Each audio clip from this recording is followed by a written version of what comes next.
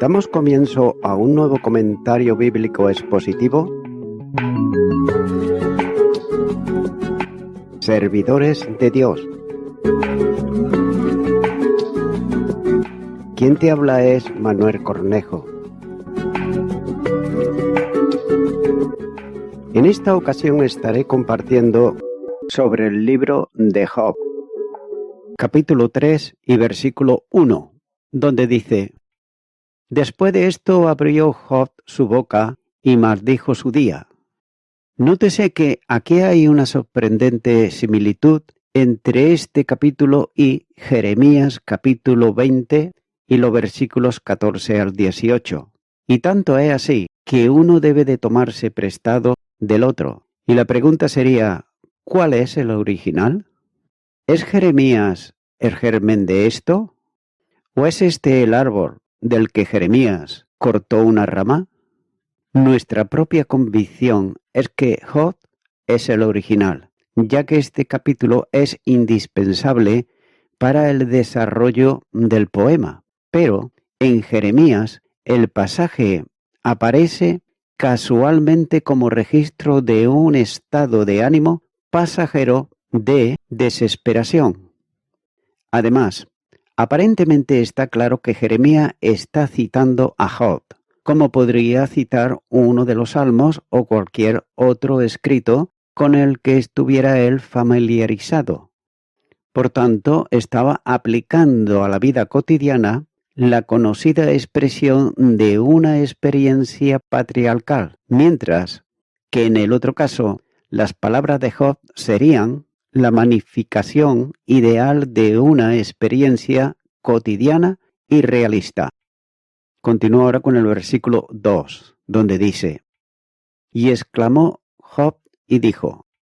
En el hebreo es respondió Job, es decir, no a una pregunta real que precediera, sino a la pregunta virtualmente involucrada en el caso. Note que su arrebato es singularmente salvaje y también audaz. Jeremías capítulo 20, versículo 14 dice: Maldito el día en que nací, el día en que mi madre me dio a luz, no sea bendito. Desear morir para estar libre del pecado es una marca de la gracia. Desear morir para escapar de los problemas es una marca de la corrupción. Estaba mal preparado para morir. ¿Quién no estaba dispuesto a vivir? Pero sus pruebas fueron mayores y su luz menor que la nuestra. Continúo ahora con el versículo 3, donde dice: Perezca el día en que yo nací, y la noche en que se dijo, varón es concedido. Que el recuerdo de ese día se pierda por completo. Sí, desearía de todo corazón que nunca hubiera pasado. Note que tales deseos son aparentemente tontos e impacientes y sin embargo a veces han sido forzados de hombres sabios y hombres buenos en penosas angustias, no como si esperaran algún efecto de ellos, sino para mostrar su aborrecimiento de la vida y expresar así la intolerancia de su dolor y de dar un poco de rienda suelta a sus pasiones, en lo cual se decía con alegría y triunfo como buenas nuevas. Jeremías capítulo 20 versículo 15 dice: Maldito el hombre que dio nuevas a mi padre, diciendo: Hijo varón te ha nacido, haciéndole alegrarse así mucho. Concedido o más bien dado a luz, como se usa esta palabra. El primer libro de Crónicas, capítulo 4 y versículo 17, nos dice: Y los hijos de Esdras, Jeter, Meret, Efer y Jalón, también engendró a María, a Samai y a Isba, padre de Estemoa. Nótese que el tiempo de la concepción es comúnmente desconocido para las mujeres mismas y no suele ser informado entre los hombres como se supone que es en este día. Continuaron con el versículo 4, donde dice: Sea aquel día sobrio y no cuide de él Dios, desde arriba ni claridad sobre él resplandezca. Dice que ese día sea un día de oscuridad. El significado es exactamente el mismo con nuestra expresión, que sea borrado del calendario. Por muy distinguido que haya sido, como por ejemplo el cumpleaños de un hombre que alguna vez se celebró por sus posiciones, generosidad y piedad, que ya no se le considere así, pues el que así fue celebrado es ahora el deporte de la adversidad, el más empobrecido, el más afligido y el más desdichado de los seres humanos. También dice este versículo que Dios no lo considere desde arriba. En hebreo sería que Él no lo requiera. Y también que Él no lo considere esencial para completar los días del año. Y por lo tanto, agrega, ni dejes que la luz brille sobre Él. Si debe ser parte de la duración, que no se distinga por la luz del sol. Continuaron con el versículo 5, donde dice: aféenlo tinieblas y sombra de muerte, repose sobre él nublado, que lo haga horrible como el día caliginoso. Es decir, que la oscuridad y la sombra de la muerte lo manchen, contaminarlo o vengarlo. Por lo tanto, el pariente, el Goel, el más cercano, cuyo derecho era redimir una herencia y vengar la muerte de su pariente, matando así al asesino. Que este día sea perseguido, superado y destruido. Que las tinieblas naturales, la privación total de la luz solar, intensificada aún más por la sombra de la muerte, proyectada sobre ella, se apodere de este día y lo destruya. Por otro lado, la Septuaginta, aludiendo, tal vez, dice al vengador de la sangre que se apodera del ofensor. También dice este versículo, deje que una nube more sobre él. Es decir, una nube negra, caída sobre él. Es como si las nubes más espesas tengan allí su morada. Que ese sea el periodo del tiempo en el que descansarán constantemente y nunca se dispersarán. Esta parece ser la importación del original, que sea el lugar en que las nubes se juntarán continuamente para ser el depósito de los vapores más densos, aún en el acto de condensarse cada vez más. También dice que la negrura del día lo aterrorice y que sea lamido con dolor. Nótese que esto es muy expresivo, ya que significa doblar o envolver cualquier cosa en particular con pliegue sobre pliegue, para cubrirlo por todas partes y asegurarlo en todos los puntos. Dejando por otro lado fuera el punto y coma, sería por tanto mejor que tradujéramos toda la cláusula así: que la nube más densa tenga su morada sobre ella y que la amargura de un día la llene de terror. Un día semejante a aquel, dice por otro lado el Targum, en el que Jeremías se angustió por la destrucción de la casa del santuario, o como aquella en la que Jonás fue arrojado al mar de Tarsis. Tal día como aquel en el que ha acontecido alguna desgracia grande o nacional. Note que probablemente en alusión a aquella en la que las tinieblas que se podían sentir envolvieron toda la tierra de Egipto, y la noche en que el ángel destructor mató a todos los primogénitos en la tierra. Continúo ahora con el versículo 6, donde dice: ocupe aquella noche la oscuridad, no sea contada entre los días del año, ni venga en el número de los meses. El deseo sería que en cuanto a esa noche que la oscuridad se apodere de ella, es decir, oscuridad constante y extraordinaria, sin el menor destello de luz de la luna o de las estrellas, oscuridad en el mayor grado posible. Por lo tanto, así como Job había desechado su resentimiento contra el día en que era ambos, así ahora la severidad de su censura recae sobre su derecho de nacimiento. Y en su estilo encontramos cómo aumenta y se hace más fuerte, ya que nuestra traducción de hecho no hace ninguna diferencia en la expresión de la oscuridad, a saber, sea ese día tinieblas. Y en cuanto a esa noche, deja que la oscuridad se apodere de ella.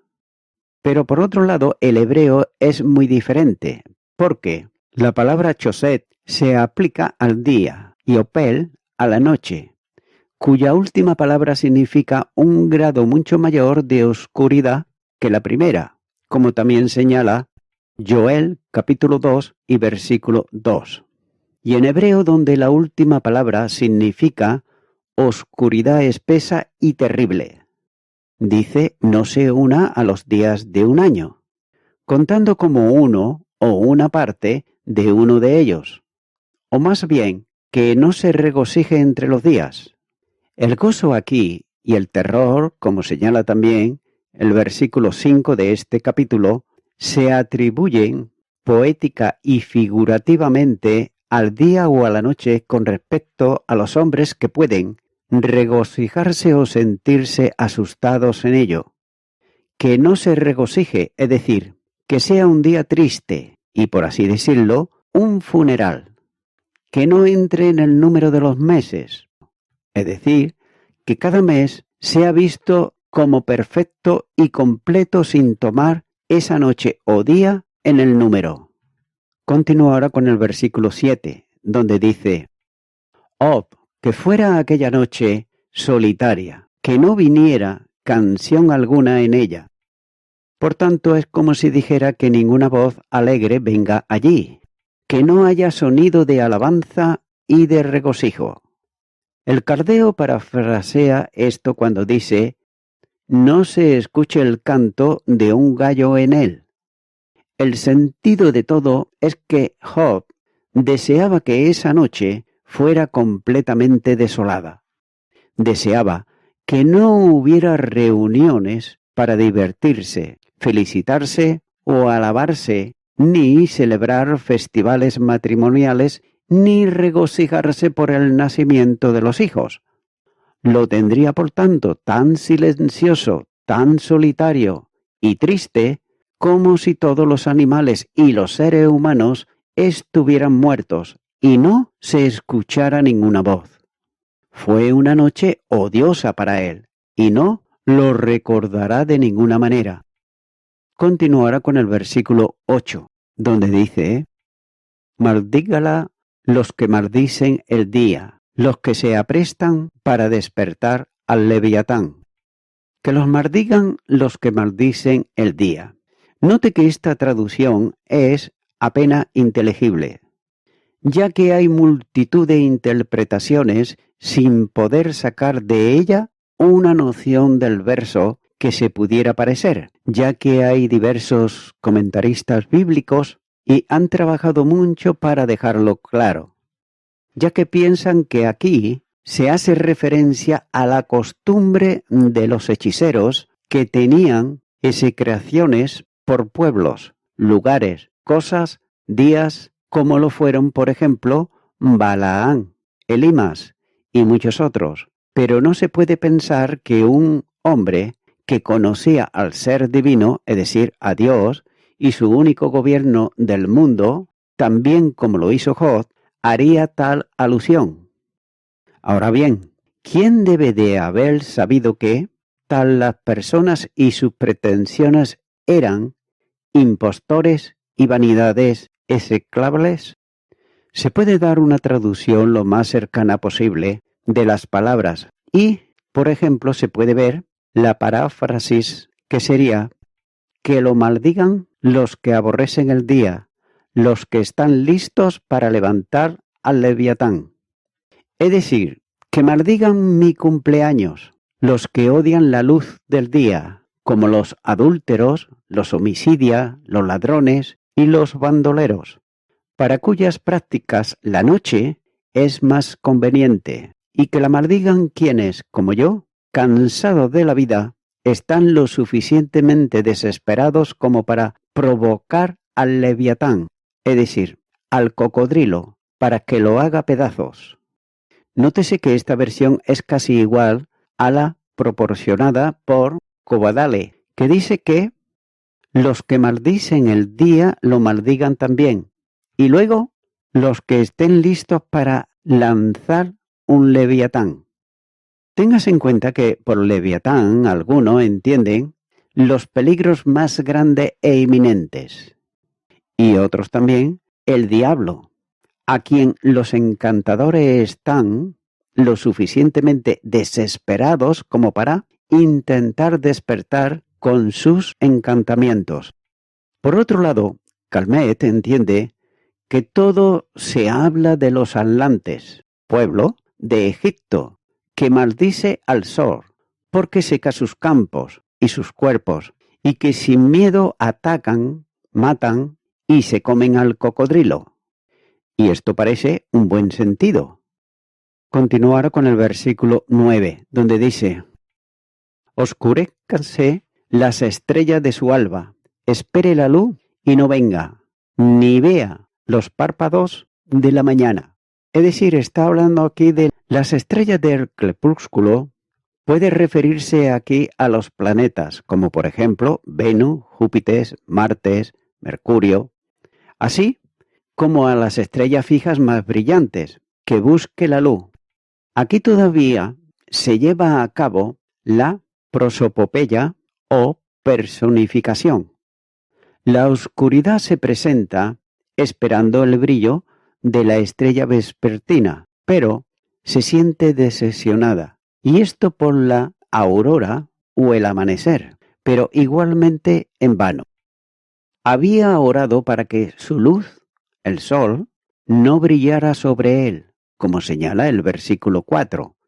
Y aquí note que ahora ora para que su estrella vespertina se oscurezca por completo y que nunca vea el amanecer del día.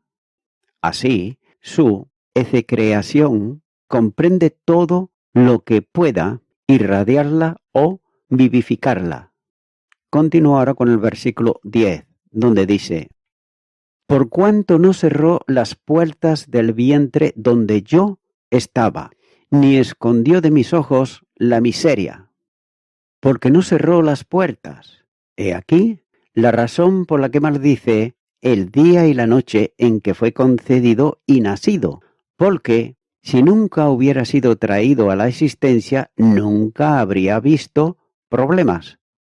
Sin embargo, parece muy duro que haya deseado la destrucción de su madre, para que su nacimiento pudiera haberse impedido, y más bien se puede pensar que la ececreación de Job no llegó tan lejos.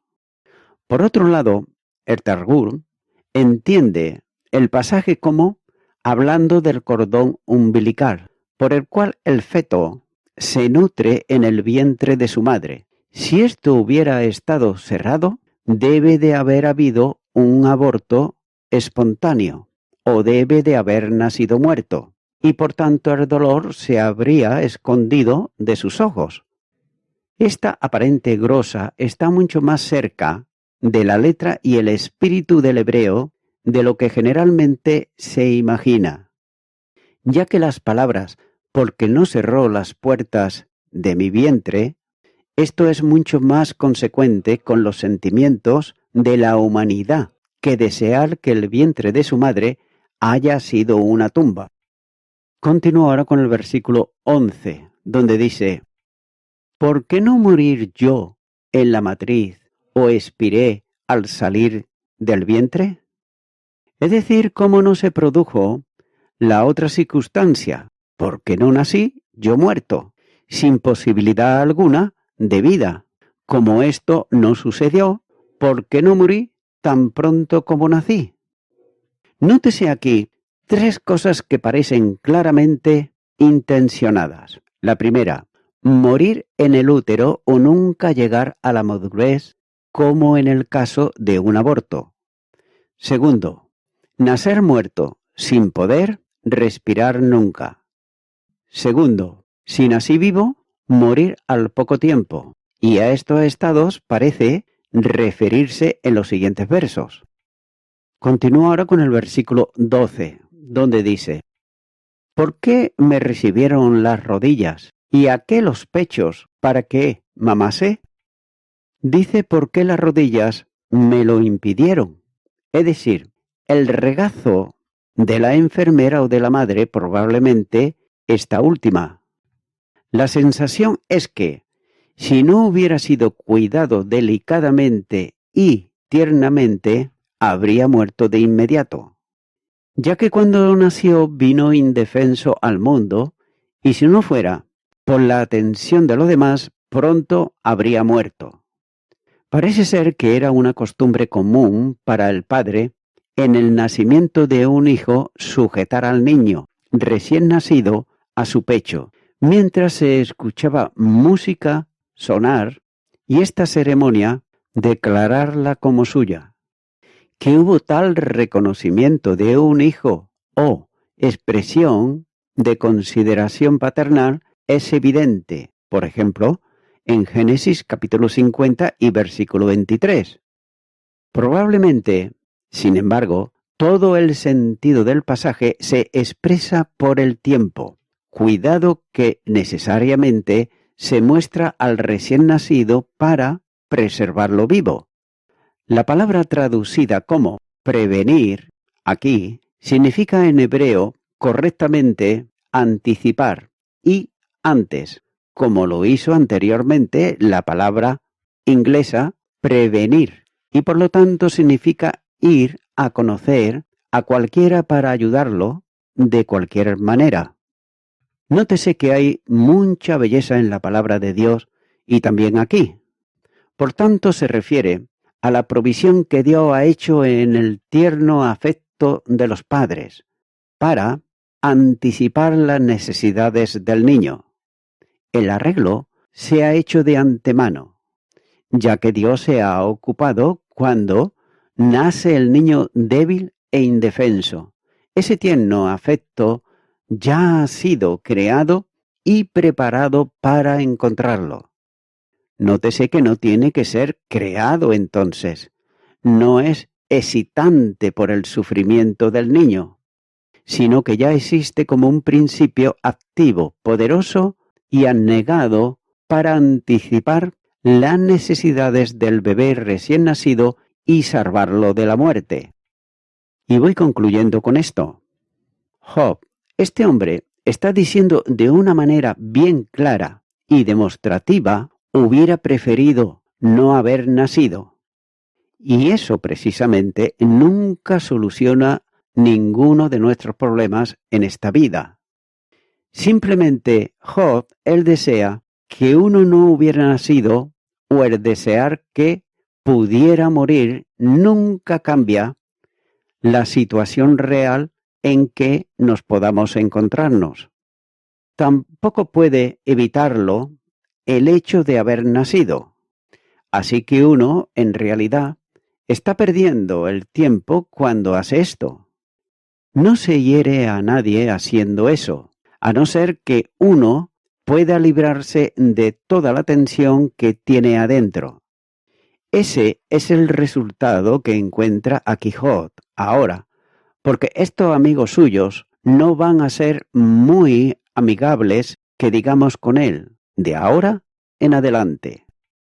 Amigo y amiga oyente, cuando una persona no encuentra solución a sus problemas, aún con ello, tratando muchas veces de disimular como si nada pasara, sin embargo, los problemas van en aumento. Y por ello, muchas personas angustiadas por esto pueden pensar en sus mentes cosas como: mejor que no hubiera nacido.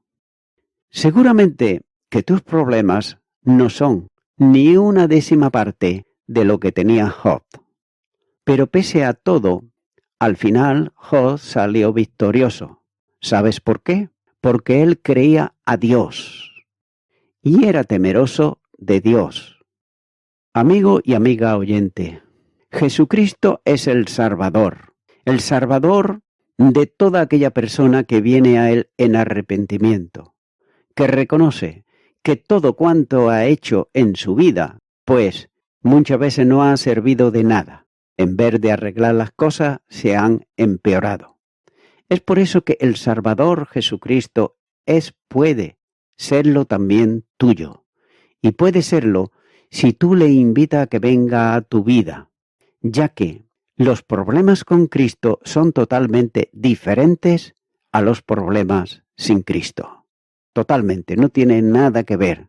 Él es Dios, Él es el Todopoderoso, y cuando nos acercamos a Él humillados y arrepentidos, Él no echa fuera, sino todo lo contrario.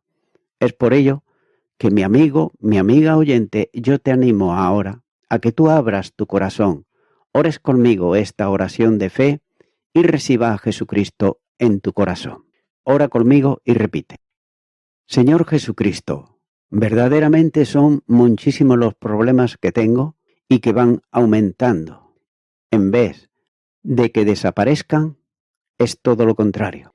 Vengo ante ti, creyendo que tú eres el Hijo de Dios, el que dio su vida en la cruz del Calvario, pero que también resucitó al tercer día.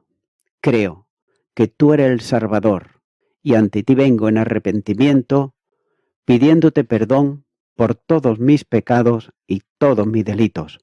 Me arrepiento de ellos y te recibo como mi Salvador. Gracias te doy en tu nombre. Amén.